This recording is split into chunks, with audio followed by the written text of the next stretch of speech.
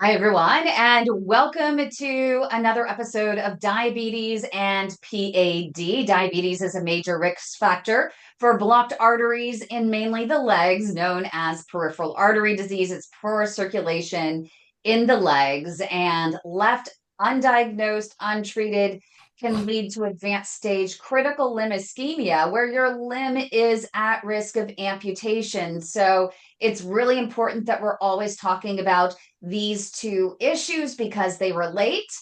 But it really comes down to, I mean, overall, it's getting control of the diabetes first so that you never get PAD. It's something that Mark Brezell, my co host for Diabetes and PAD, has been very successful at with his diagnosis of as first type 2 diabetic, right, Mark? And then it went Briefly. into type 1. And you share your journey in this book, which everyone should pick up on Matter of the Heart. But because you were able to really take the bull by the horns Mhm. and actually create the change you wanted to see with it, your A1C has remained below a 6, which Mhm. is huge, which really does lower your risk of peripheral artery disease and even more cardiovascular disease as well. Mhm. Yes, ma'am. It's been a journey. And that's why I've started this journey of advocacy because, I just want people to understand that you don't have to go out like that. There's things that you can do. And this is why I'm so excited to talk to Dr. Gab, Dr. Bob, I guess we'll call him Dr. Bob We're on. calling him It's Dr. Bob. That's I love right. Dr. Bob, and he even has Good. a YouTube channel. So make sure you do go and subscribe to his channel. You can Yes. subscribe to The Way to My Hearts as well, is at The Way to My Heart for more great Mhm. content like this. But Dr. Bob, what's your YouTube channel as well? We are live on your YouTube channel Mhm. right now, simulcasting, and it's the at sign. Is it Dr. Bob? Ask Dr. Dr. Bob. Ask Ask Dr. Dr. Bob. Bob. And Nice. we are going to be, so stay on the lookout and make sure you do subscribe because towards the end of the summer, probably starting up in the fall, we are going to rekindle the Dr. Bob series and you'll be able to ask Dr. Bob your burning questions about diabetes care. We're really excited, Dr. Bob, having you here. We're coming in on the heels of the American Diabetes Association. Incredible meeting, always impactful. Some year I have to get there, but thankfully you were there and you are Mhm. going to share with us over the next hour the critical findings that have come of it. So thank you so much for being here and bringing us up to date. I'm excited to be here, and it was an amazing meeting of just so much science, so much to impact people's lives, and very encouraging to see the progress being made on many, many fronts. Mhm. Nice. It's excited to see progress. And I think that's the main thing is that when Yes. people, there's been so many areas where it's just been kind of, stasis for many years. But, this is exciting, particularly for the type of condition that it is. Absolutely. And so, what really stood out to you this year? I'm sure maybe I should go back. What did you go in hoping? Like you had to have had one major agenda item that you said, if I get nothing else out of this event, I want to see this. And then did you see it happen? Yeah, that's a great question. So, there are several themes that really emerged. One, uh, sort of weight management and the GLP-1s. I think that I was looking forward to seeing the results of several big trials, and pretty much they all turned out the way one would like. So, a whole pipeline of new drugs beyond the two main ones that we already have on the market Mhm. that solve some of the issues with what we have now, whether that's a instead of a weekly injection, a tablet a day, to be able to have that kind of weight loss with just taking a tablet, Mhm. to adding new hormones to GLP-1, amylin being one of the more exciting ones. Mhm. And then the other exciting area were a couple of large trials testing. Um, so one of the issues when people lose weight with the GLP-1 medications is that they also lose some muscle. And that's true of sort of any kind of weight loss. You lose fat and you lose a little bit of muscle. Mm-hmm. Um, these are new agents that have the potential to build muscle.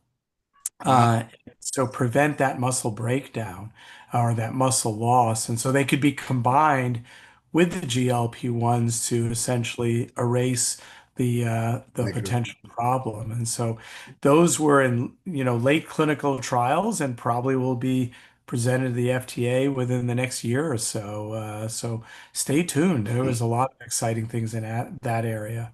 Wow.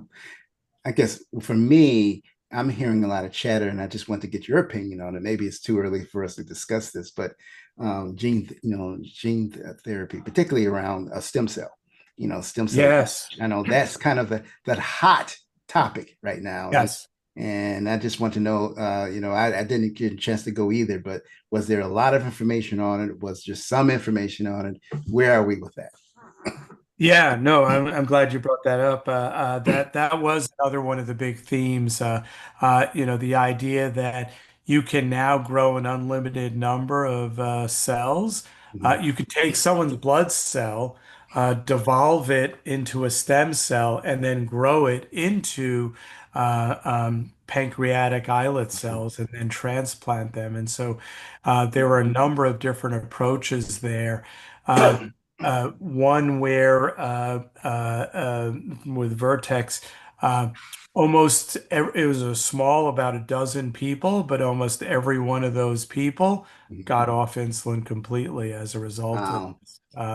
So that's really impressive. This is for people with type 1 diabetes. Mhm. The caveat is that they have to be on immunosuppressive therapy, like any other transplant, like a kidney transplant. Uh, Okay. but that's the proof of concept. And then there are other efforts to get away from that immunosuppressive therapy to change the stem cells so they're not recognized by the immune system. And so that is also a very promising area. So yeah, Interesting. we're getting closer. We're literally getting closer to essentially what could be a cure for type 1 diabetes. That's awesome. I mean, that must be music to your ears, Mark. Oh, it's an orchestra. It's a symphony. Yes. I mean, you hear so much about it. I've heard a few of the trials, but and you mentioned immunosuppression. So, ooh, you know, what are some of the complications, or has that presented itself? Is anybody and everybody pretty much eligible? When I say eligible, are there any subtypes or any patients that may not be a great fit for this type of therapy? What's some of the guidelines in that regards? Yeah, and, it's early days. You know what the group that they've studied this on so far are people that are doing very poorly with their diabetes, and they're getting a lot of really low blood glucoses, ending up in the hospital, that type of thing. So for them, it's worth the risk of being on immunosuppressive drugs because one really bad low blood glucose, and that could be it, right? And so that's who they've been studying. Um, you know, the downside of as you know, the immunosuppressive therapies is that because it suppresses your immune system, you're more likely to get infections of just any kind, and so that can be really problematic.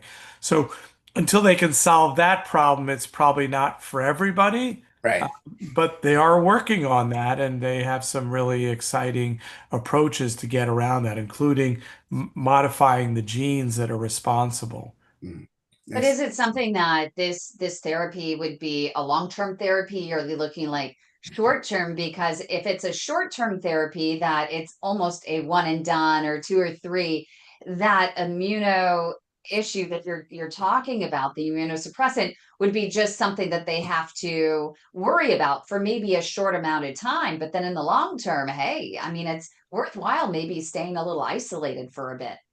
Yeah, unfortunately, that doesn't seem to be the case, particularly for people with type 1. And that's mainly because you have two problems.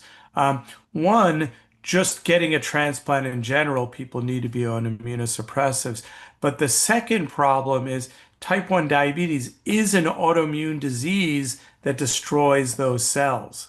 So they still have that process happening different from anybody else. That's how they got diabetes in the first place. So you've got to clamp that down somehow, and that's the second problem that they're trying to solve. So I what know. it's not really a cure, but it's more of it'll be in remission, and to maintain remission, as you do with other autoimmune conditions, you have to maintain the treatment. For now, yes, but they are looking at alternatives that you would not have to. And one is encapsulating the cells, Mhm, putting them in tiny little pouches mhm, mhm. that would protect them from the immune system, and then you would need immunosuppressive therapy. That's interesting. Hmm. Kind of like pegylation or some sort of encasing of a molecule or something like Yeah, that. exactly. Yeah, yeah. And so, the good thing is you don't need a lot of cells to cure somebody. Pretty much like the size of your thumbnail Mhm, is about how much cells mhm. it takes to produce all the insulin you need. So volume wise, it's not huge.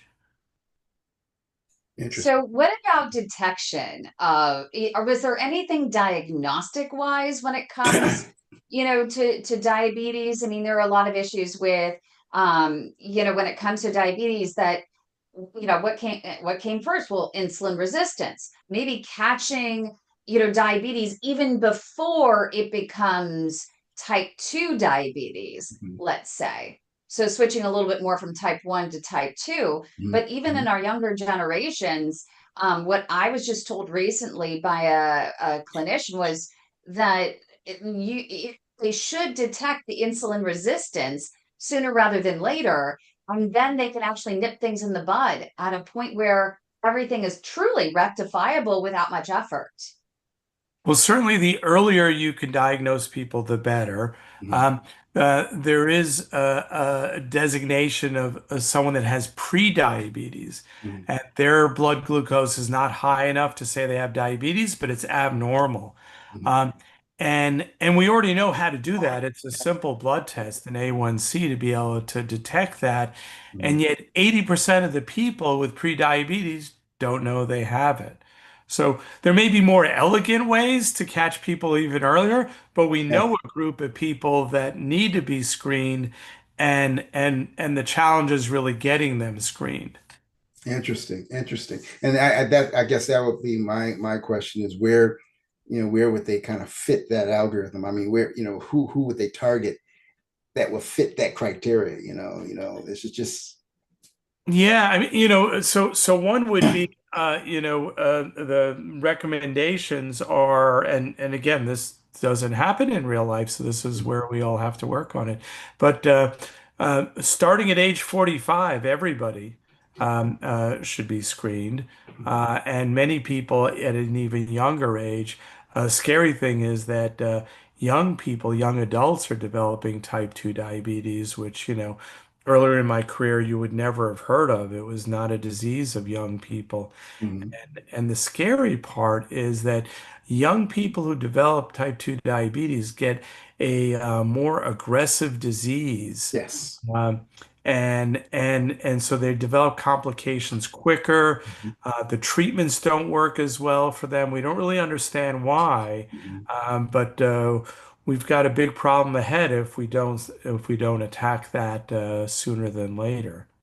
Yeah, because there was an article that was in Science Direct a couple of years ago, maybe even just a year ago, and they were talking about patients between the ages of 18 and 27 presenting in emergency rooms with advanced stage peripheral artery disease, that poor circulation in the legs, known as critical limb ischemia, pretty much on deck for amputation the moment that they present. And one of the biggest causes is type 2 diabetes that they had had since they were a teen, and it might have gone undiagnosed for years and years and years. And that's really disconcerting to me. Very, very. Absolutely. Was No, that something that, and I guess that was probably something that was talked about at the event as well. Yeah, certainly a big concern. Yeah. So we need to do more screening, make it more accessible, And then once you identify people, help them to prevent those things from happening. I'm just wondering if that should be part of a regular, you know, regimen for even for regular physicals for maybe young people prior to going to college. Say, hey, you know, you're just getting your physical, getting ready to go to school, and that's part of the in the toolkit to I evaluate. feel like I've always had my blood sugar checked, not insulin resistance. And I don't know about you. I just maybe it was I was a member of an HMO here in California, and they were all about preventative care, and they Mhm. literally ran the gamut of terms of I felt like they were taking half a gallon of blood with every like vial after vial with every single one of my annual physicals clear up, from when I was like 15 or 16 on. I think that's a one-off. Really, Yes, that's really. not, yes. It's not the norm. Oh, wow. I can only share from experience what I went through, but good on Kaiser Permanente then. We'll give them a little shout out Yes. for their Thrive program. But yeah, I just have always remembered that it was something that I always worried about eating. I loved my Heath bar crunches. And so I was always worried about eating too many of those and going for my annual physical and if it would reflect in my blood sugar. Yeah, that's very comprehensive. Now you know my weakness. I'm going to end up with an entire box of those things in my nail somehow. Watch Something's out, going to yes. do it. I'm No, in trouble.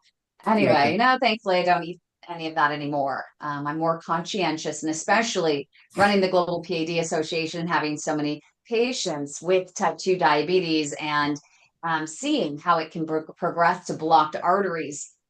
I'm a little more careful on my sugar. Was So what's interesting with what you just said, Kim and Dr. Bob, that actually was that actually motivated me to write my book because I had a friend that I spoke last year, matter of fact, and he was telling me, man, my life. I'm thankful to be alive. I was for months. I was in the hospital. I was on acute kidney failure. They had to bring me back. My kidneys. I'm now back to almost 100%. But I went through this whole process. I had no idea that I had type 2 diabetes. I was just having all these symptoms, and then that's where they kind of able to diagnosing from that. But I think it would be great if they can maybe develop some diagnostics that can really pinpoint, at least give sound alarm that something needs to be that you need to be evaluated further. how about the continuous glucose monitors? So I know a lot of people that are actually picking them up from their local pharmacy. And I'm even thinking of doing it as well. I mean, people who haven't even been diagnosed. And I think that the availability of these types of things are going to be incredibly impactful on helping people to prevent um, diabetes, but also to be able to manage it and reverse the type 2 diabetes sooner rather than later. And I'm curious how maybe they're evolving, at this Yeah, I point. think yeah, that's a really exciting area as well. They're getting smaller. First of all, two of them are available over the counter now, so you don't need. Yeah, there we go, and there's one right there. That's right. Uh, That's right. yeah, they're super valuable. For people that take insulin, they literally decide on their dose based on that information. But it also gives you a lot of information on uh, the impact of what you eat and physical activity. And so they're available over the counter for people without diabetes who can really help to guide their lifestyle. And then also, useful for people with diabetes. What was interesting is there are a number of sort of startup companies that are developing um, really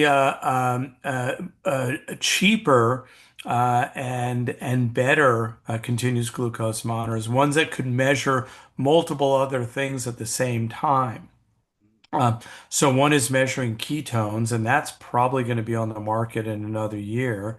Wow. Um, but lactate also for, exercise. And they have, I mean, these tiny things that are micro needles that you don't even feel them going in, and can measure multiple different analytes. And they say would be really inexpensive to produce. So making it sort of more accessible for more people, because it's a great tool, but not everybody has access to it. Right. And it's interesting with AI technology now, many of these platforms, of course, AI based, being able to multitask much more efficiently, monitoring and kind of being in the background, keeping an eye on everything going on. That's exciting. And I hope that that continues to progress. But the patients, I think, would definitely benefit from that. Mhm. Yeah, to be able to pull all of the data in from different sources, and then give you some information that you can act upon. Yes. Yes. And Yes. little nudges. Uh, Yes. when the box of Heath bars arrives at your home, could take one Papush- or two out, but then maybe get rid of the rest. Don't Papushkis. come Papushkis. to me.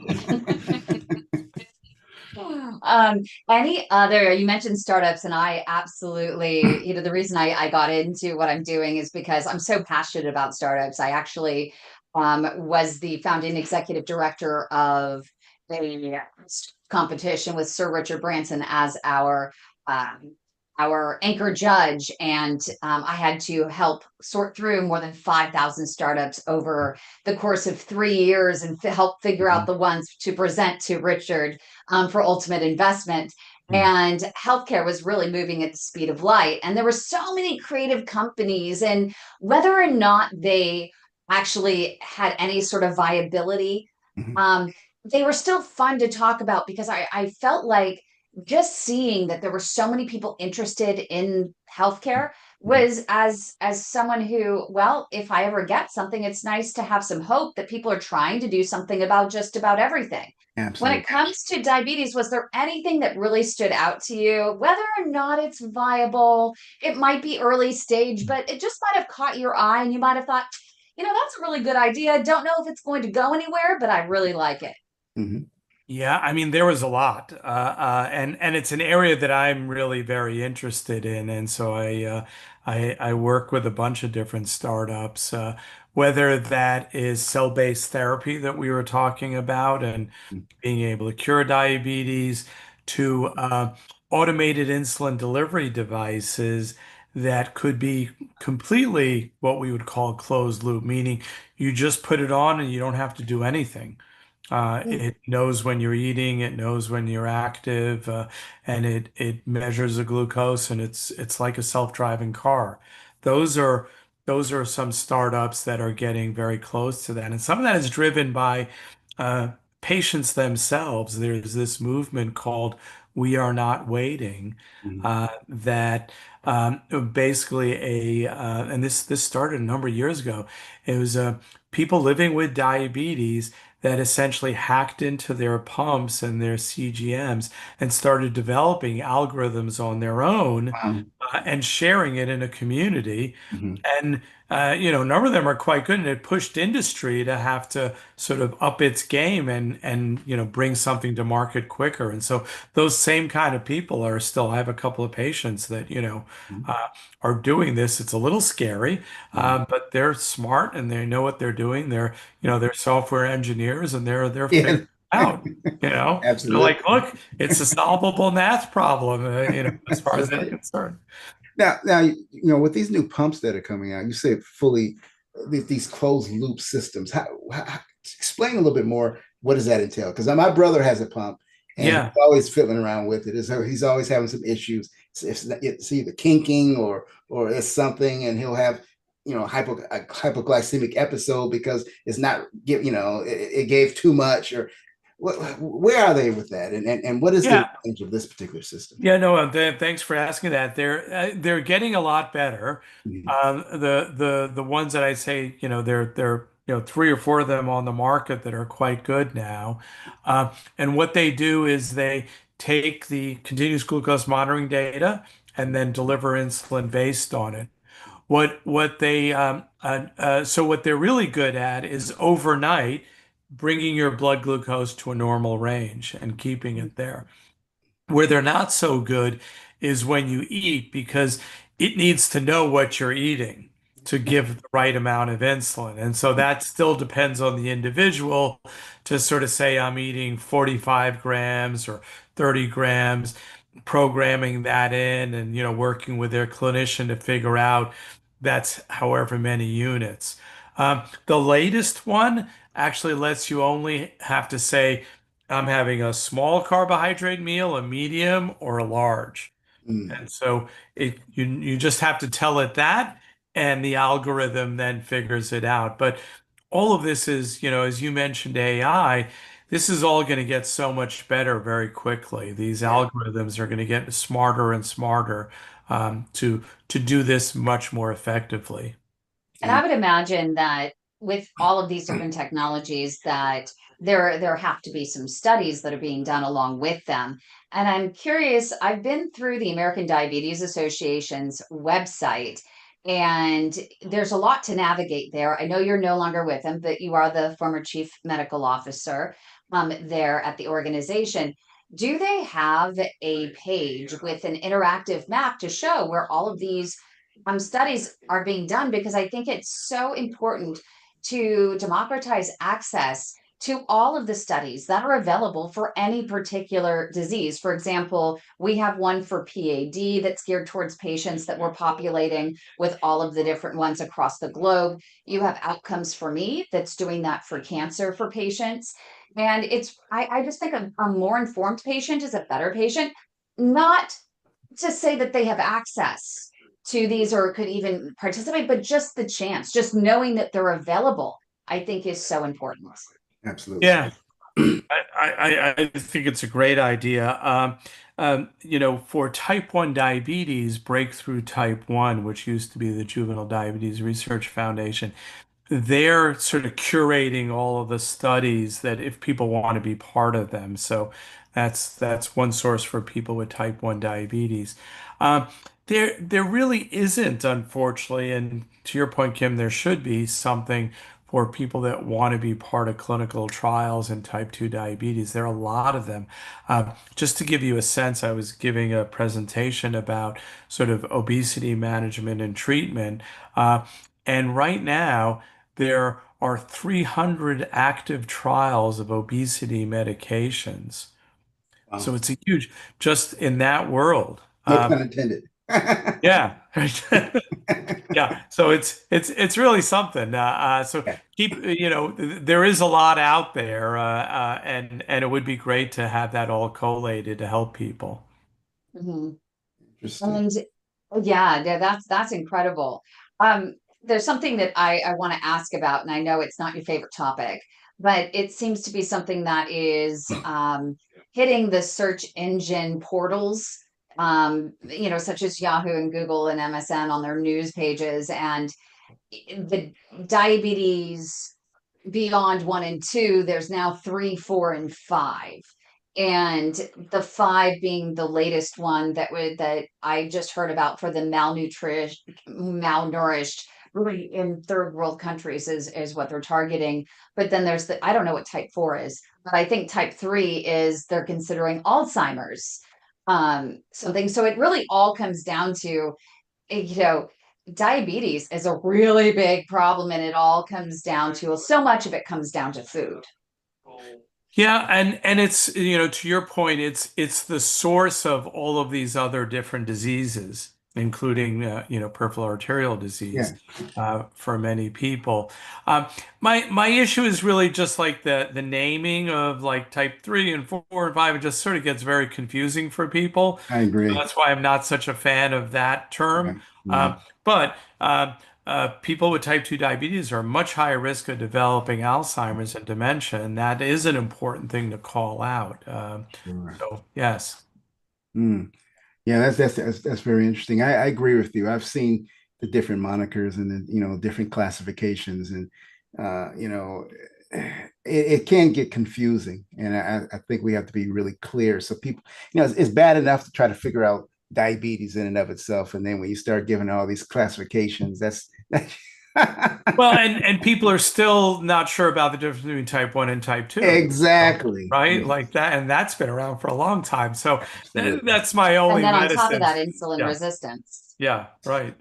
Exactly. Yeah. I'm curious, and this is not a political question, and it's just an observation in terms of we're seeing a lot out there in terms of this MAHA movement, Make America Healthy Again, with RFK, his priorities. Let's leave vaccines aside. I know that's a very controversial topic, but it's more about trying to clean up our food and raise awareness of what's in our food, clean up our labels, and whether you agree with the current administration's politics, the movement that we're seeing when it comes to food, I would imagine that ADA, AHA, all of the above would find alignment and opportunities for collaboration and must find some comfort in what's happening with the removal of artificial colors, flavors, etc.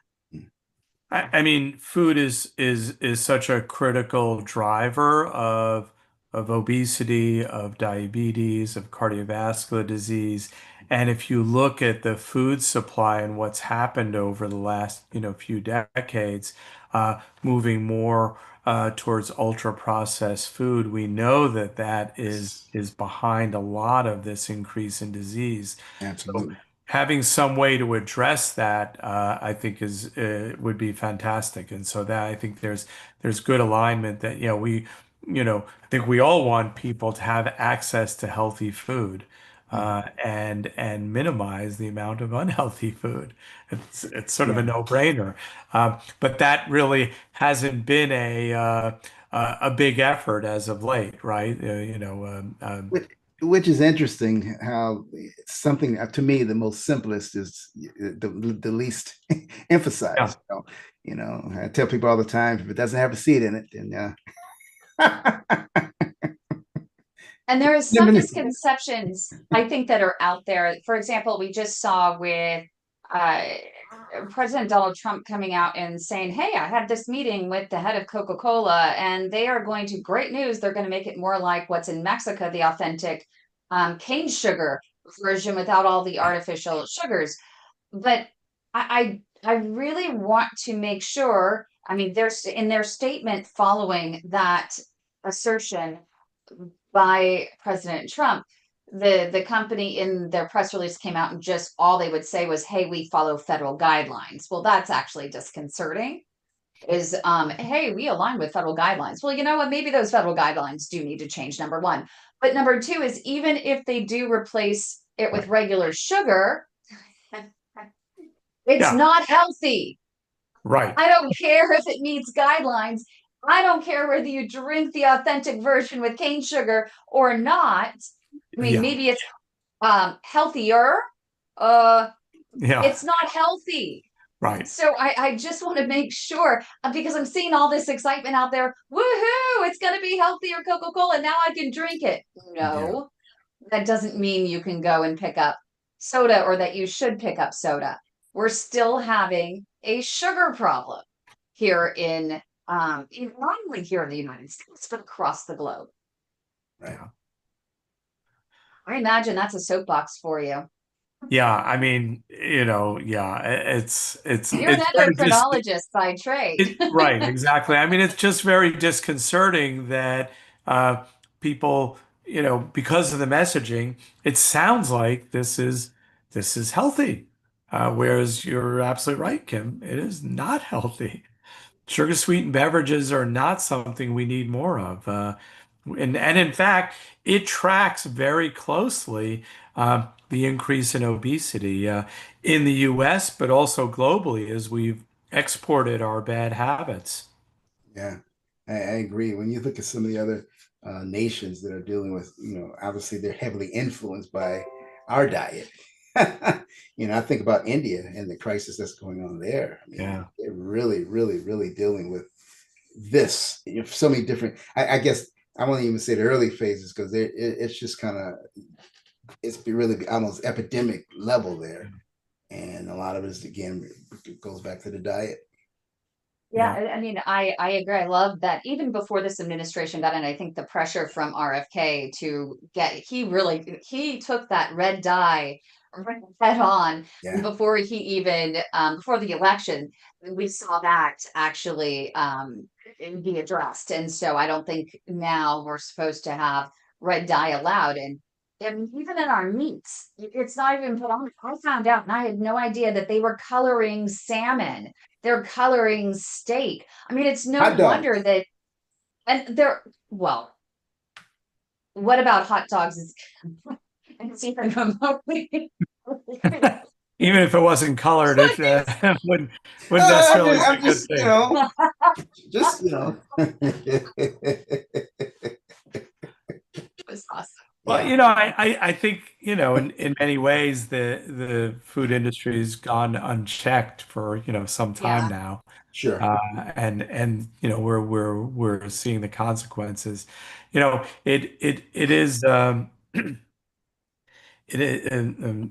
speaker I listened to recently said, um, you know, wouldn't it be difficult to tell your, great grandchildren that, uh, we had this problem where food became super unhealthy, millions of people ate it, costing society billions of dollars, and then we created a drug that would have them eat less of that bad food, also costing billions of dollars when you could have just not had all the bad food The around. bad food.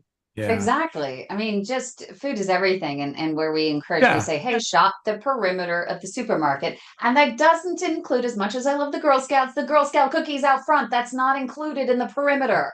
Yeah. We're talking about whole unprocessed foods, lots of vegetables and everything that's fresh that doesn't have any additional ingredients in it, if at all possible. I know that's less fun, Yeah. but And part of the perverse subsidies and incentives is, it can be can be expensive for people, and they may not have access to those types of foods. So that's another issue that needs to be addressed. yeah. Uh, you know, Subsidies to make high fructose corn syrup cheap uh, are Right. not really helping the society. And they're everywhere, they're placed in areas where socioeconomic communities are, Yeah. it's amazing how you can go to a store, and if it's organic, if they say organic, I mean it's twice as much. Anything healthy is expensive, so how are you encouraged to change your diet when they're giving away everything with with red dye and high fructose corn syrup? They're giving it away for $2, where you go to the grocery store, some of these other stores, and it's like 7, 8 bucks. Yeah, I Yeah, mean, the last dollar store's filled with them. Exactly. Yeah, exactly. Last year I was the American Diabetes Association meeting was in New Orleans, and so before the meeting started, I figured I'd have some snacks available in my hotel room because I knew I'd be there morning till night and coming back late at night to have something. And I looked for like any fruit, uh, could not find it. Even a yogurt, I could not find. There was like nothing. So there are also people that just like live in the middle of a food swamp where you know, there's the cost, but also the access. Absolutely. Plenty of beignets. Yes. Yes, plenty of beignets. Yes, exactly. Yeah, that's Was there true. any innovation in food or diet or anything that you saw, any new research aside from that that talked about one of the most popular topics in our network is about carbs, good, bad, ugly. We don't know because you have, the people on some of there are a lot of these grains and such that are actually highly processed. And are they good for you? Are they not? I mean, what's the latest that maybe caught your eye from the Yeah, well, ADA? yeah, it's unfortunate that things are confusing. I think one thing that everybody agrees on is ultra processed food is not healthy, and so avoiding that. So to your point, you know, shopping the perimeter of the supermarket, Yeah, having absolutely. fresh vegetables, all of that. I think that's quite clear. Fiber is good for Yeah, you. absolutely. In terms of carbohydrates versus fat, you know, for most people, it's an issue that they're trying to lose weight. And I think when you compare a high fat versus a high carbohydrate diet against each other, or low fat versus low carbohydrate, and you take 1,000 people in one group and 1,000 in the other, you don't see much of a difference. Mhm. And the reality is that everybody's a little bit different. And for some people, one is going to be more effective at the other in terms of losing weight, whether it's a low fat diet or a low carbohydrate diet. What I typically ask my patients when we're talking about, having them try to lose weight is, have you ever been successful in losing weight? Because everybody's tried, and many people have been at various times. I'm like, so what did you do? And that's probably what works for them. And then it's taking the marathon approach. It's not a sprint, right? Because you've got to change your your meal composition long term, not just for a month. Yeah. We just had this gentleman that we interviewed. He was in our network. His name was Jose, and he found us 3 years ago through our network on the Global PAD Association because he was having leg pain and he ended up with peripheral vascular disease, both Mm, arteries and veins impacted. mm, We tried really, really hard to get him to a vascular, but every vascular said, you know what, we'd love to treat him, but he's 600 pounds and there's no table that will support him. He must lose weight and we will treat him. In the meantime, let's try conservative methods, medicine, mm. exercise. And he ended up with, from the first post where he asked about people's experience with cold feet to now, he's lost 300 pounds. Literally, he picked up So, a book online from a yes. former resident that specialized in nutritional, um, culinary nutrition, and who's now actually a family medicine doctor. Mm. And he just started following it day to day to day, doing the treadmill, everything. Wow. And he now, I mean, 300 pounds, it's so amazing. And he has no more symptoms Yeah. from PAD or chronic venous insufficiency. He said his legs feel great. He's taken the pressure off of them. And so it's really powerful, this weight loss. But I think his situation, it's what worked for him. He didn't want to do the medications they kept offering him because he saw the side effects and there were a lot of things he just wasn't comfortable with. Mhm. He was told about the keto diet. He tried that. He was told about all these things. And he just said, you know what? I got to do what works for me. The only diet that really works is one that you stick to. Yeah, that's interesting. Hmm. Yeah, So that was really amazing. And it's very encouraging, pretty much to anyone. Where are you in your you know in your condition? A lot of times people that they're so depressed because they feel that their situation is hopeless, and it's always good to hear those types of stories to help encourage people that, that the only mistake you can make is doing that. yep. So, but it's really about just getting started and just knowing what's out there and choosing, what's right for you. But Dr. Bob, we really appreciate you joining us. Is there anything as we close out here that we missed in terms of exciting news and revelations when it comes to diabetes care? And what are we looking forward to over the next year? Or what do you hope to see over the next year, Mhm. before the next meeting? And maybe I'll just give one other study that I thought was really encouraging, and this was sort of the broader study results of the STRIDE trial that was in people with You're PAD. speaking my language. I Yes, love yes. it, I think it's Dr. Bonico or Banaka Yes. out of So a, Colorado. a large trial that used a GLP-1 in people with earlier PAD that had claudication, so they had pain on walking. And the idea was, could you medically treat them? Because there really aren't, really particularly effective medical therapies for this. Mm-hmm. Uh, Half the people in the study had diabetes, Mm-hmm. so it really speaks to the world of diabetes. Absolutely. There was a significant improvement in the maximal distance that they could walk, Mm-hmm. which really sort of translates. Heard some interviews with patients of you know just being able to walk to the mailbox in a rural area. Well, that's a life-changing thing. That makes a difference in their life, a quality of life. They all sort of improved quality of life wise, and so um, um, there's now medical therapy along with the other great surgical kinds of approaches that one can do for PAD, and so that I think that's quite exciting. Fantastic. Any last words, Mark? Any last questions before we wrap up this amazing interview with Dr. Bob? So thankful that he joined us today. So I Absolutely. learned so much. No, the only final comments is it's good to hear movement in the space.